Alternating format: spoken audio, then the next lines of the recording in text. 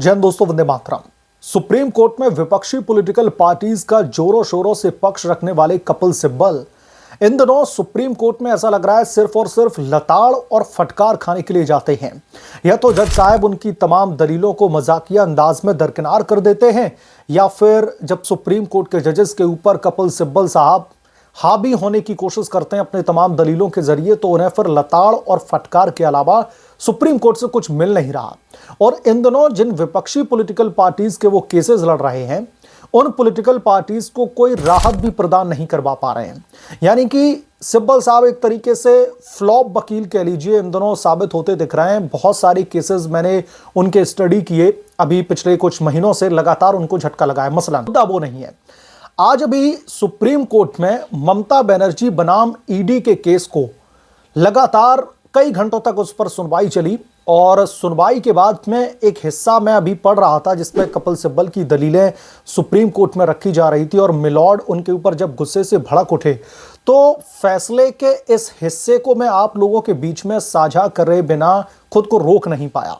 क्योंकि कपिल सिब्बल के एक समय पर दोस्तों मोनोपोली हुआ करती थी। जुडिशरी में कपिल सिब्बल साहब जैसे वकीलों का सिक्का चला करता था। लेकिन जब से सीजेआई सूर्यकांत साहब बने हैं, तब से एक तरीके से कह लीजिए कि न्यायपालिका का काम करने का तरीका, और या फिर यूं कह लीजिए कि सिब्बल साहब की जो मोनोपोली थी, जो उनका सिक्का चलता था, वो पूरी तरीके से बंद हो चुका है। चलिए मैं सीधे मुद्दे पर आता हूं। सुप्रीम कोर्ट में आज सुनवाई चल रही थी, और इस सुनवाई के दौरान एक हिस्सा कलकत्ता हाई कोर्ट में जो कुछ भी हंगामा बरपा था उस पर बात होती है। तो सुप्रीम कोर्ट में जब सॉलिसिटर जनरल की तरफ से अपना पक्ष रखा जा रहा था ईडी की तरफ से कि साहब हम ममता बनर्जी के खिलाफ में मामला लेकर के कोलकाता हाई कोर्ट में पहुंचे थे, वहां पर बुरी तरीके से हंगामा मचाया गया,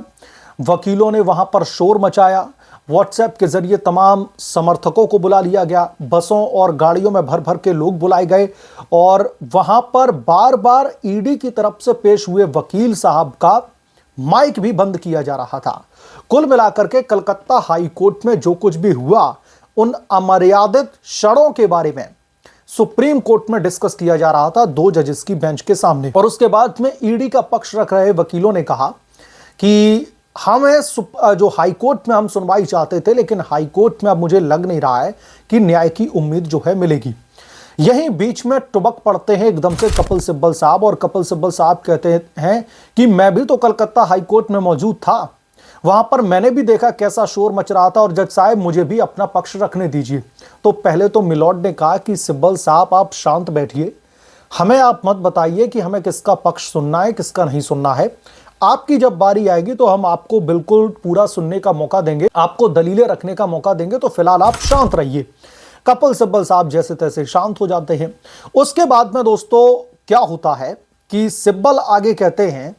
जब सिब्बल की बारी आती है अपनी दलीलें रखने की, तो सिब्बल साहब कहते हैं कि जज साहब ये मान लीजिए कि सुनवाई कलकत्ता हाई कोर्ट में कल सुनवाई हुई थी, और इस कोर्ट को यह मानना होगा कि कोलकाता हाई कोर्ट न्याय नहीं दे सकता। इस पर सुप्रीम कोर्ट के जजेस बुरी तरीके से भड़क उठे। उन्होंने कपिल सिब्बल से कहा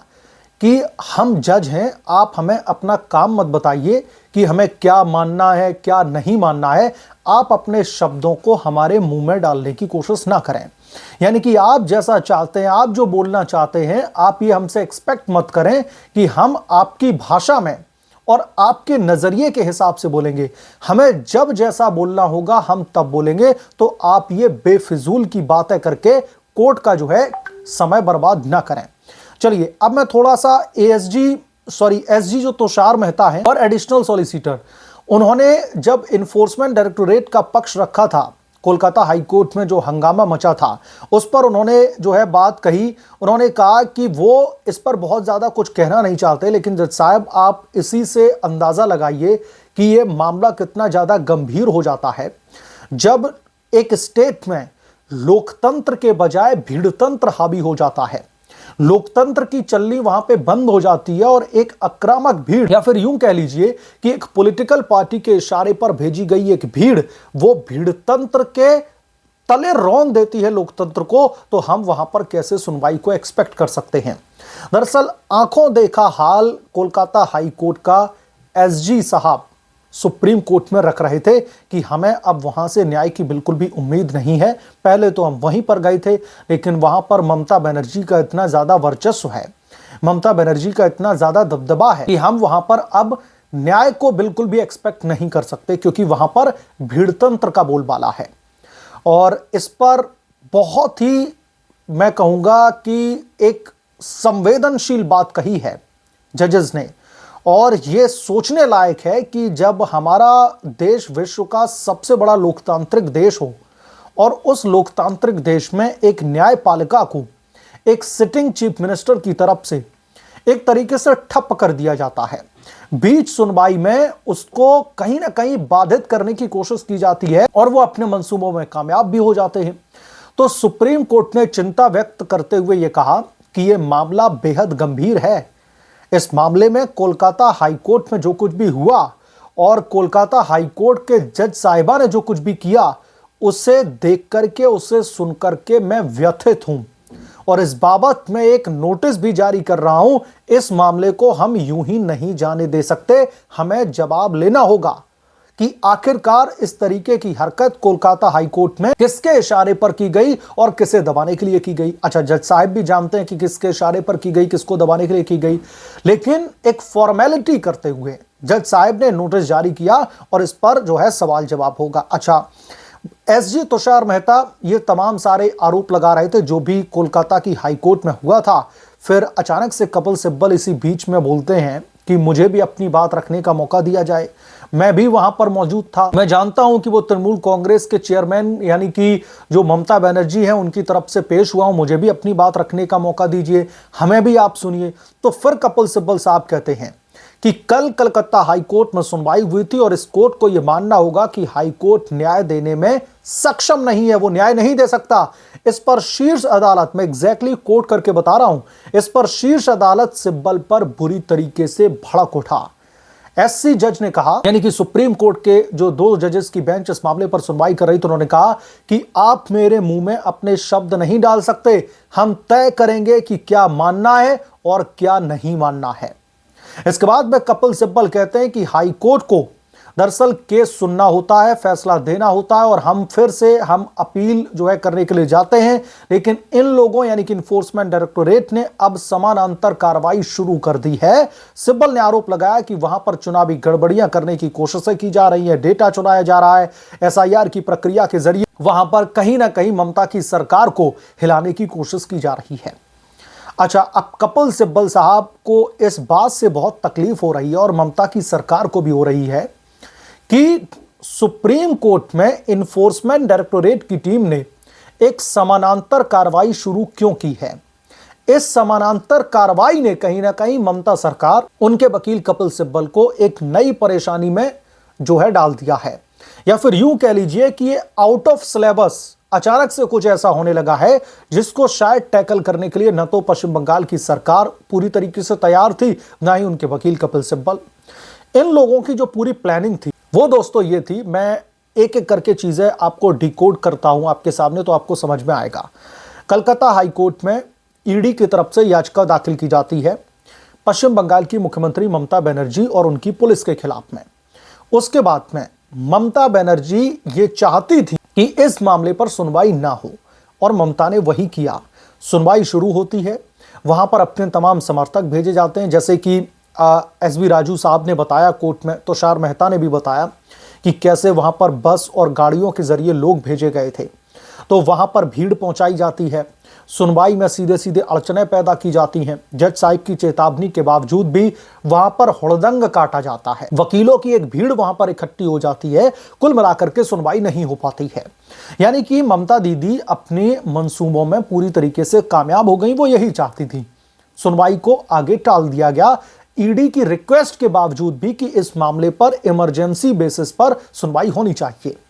लेकिन उस सुनवाई को आगे टाल दिया जाता है। अच्छा, अभी तक सब कुछ ममता बनर्जी के उस पॉलिटिकल प्लान के अकॉर्डिंग चल रहा था जैसे ममता बनर्जी चाहती थी। ममता बनर्जी ने जैसे जैसे अपनी पूरी प्लानिंग प्लॉटिंग की थी उसके अकॉर्डिंग ही सब कुछ चल रहा था। उसके बाद में अचानक से ममता बनर्जी, उनका जो पूरा प्लान था कि चलिए अब इस मामले में एक लंबी सुनवाई की तारीख दे दी गई, एक लंबा वक्त उनको मिल गया है। अब जो कुछ भी उन्होंने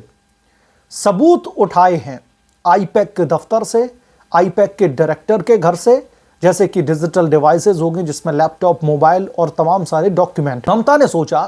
कि जब तक हाईकोर्ट एक नई तारीख देता है इस पर सुनवाई के लिए, या फिर एक लंबी गैप के बाद में, एक लंबे अंतराल के बाद में एक सुनवाई होती है, तो फिर उस पर मैं, जब तक वो सुनवाई होगी दरअसल तब तक इन सबूतों को छेड़छाड़ करना हो, सबूतों को मिटाना हो, जो भी कोयला घोटाले से रिलेटेड जो हवाला चैनल के जरिए जो पता चला था ईडी को कि तकरीबन 20 लाख रुपए कैश के जरिए, कैश हवाला के जरिए, हवाला एक चैनल के जरिए पहुंचाए गए हैं आईपैक को। तो होता क्या है कि इन्हें टाइम चाहिए था, लेकिन अचानक से इन्फोर्समेंट डायरेक्टोरेट की स्पेशल टीम ममता बनर्जी को एक शॉकिंग, कह लीजिए, मूवमेंट देते हुए सुप्रीम कोर्ट में जाकर के पिटीशन दाखिल कर देती है। सुप्रीम कोर्ट में जैसे ही पिटीशन दाखिल की जाती है, ममता बनर्जी की हलक जो है जुबान में एकदम से बाहर आ जाती है कि अरे भाई ये क्या हो गया, ये तो आउट ऑफ सिलेबस हो गया। उसके बाद में ममता बनर्जी एकदम से देखती है कि भाई अभी तो सुप्रीम कोर्ट में दूध का दूध पानी का पानी हो जाएगा, क्योंकि कलकत्ता पश्चिम बंगाल में पड़ता है, तो कलकत्ता में तो वकीलों की हम फौज खड़ी कर सकते हैं, वहां पर बसों और गाड़ियों के जरिए भीड़ पहुंचा सकते हैं, उस मामले में हुड़दंग काटने के लिए, उस मामले को रोकने के लिए, दबाने के लिए, सुनवाई आगे टल जाए, यह पूरा प्लान कर सकते हैं। लेकिन सुप्रीम कोर्ट तो दिल्ली में मौजूद है, और दिल्ली में कौन बैठे हुए हैं? अमित शाह, जो ममता बनर्जी के बहुत बड़े पॉलिटिकल राइवल हैं, और ममता को भी लगता है कि ईडी उन्होंने ही भेजी थी। तो जब सुप्रीम कोर्ट दिल्ली में मौजूद है और यहां पर ममता बनर्जी कुछ कर नहीं सकती, खास कुछ करने की कोशिश की थी ईडी की रेड के बाद में, आपने देखा होगा ममता बनर्जी के तकरीबन 8 से 10 सांसद अमित शाह के ऑफिस के बाहर, ईडी के दफ्तर के बाहर दिल्ली में हुड़दंग काटने के लिए, धरना देने के लिए, अमित शाह हाय हाय के नारे लगाने के लिए पहुंचे थे। तो उनको कैसे दिल्ली की पुलिस ने घसीट करके बैन में डाला था और उनको कुल मिलाकर के हिरासत में ले लिया था। कहने का मतलब यह है कि ममता का दिल्ली में सिक्का नहीं चलेगा। तो अब जब सुप्रीम कोर्ट में यह मामला पहुंच गया तो ममता बनर्जी को ऐसा लगा कि अब सब कुछ इनके करे कराए पर पानी फिर गया है, क्योंकि यहां पर जब सुनवाई शुरू होगी तो ममता दीदी भी अच्छी तरीके से जानती थी कि सब कुछ इन्हीं के खिलाफ में है। यहां पर इनके खिलाफ पूरी की पूरी जो मशीनरी है वो खड़ी हो जाएगी, और वही हुआ। तो कपिल सिब्बल साहब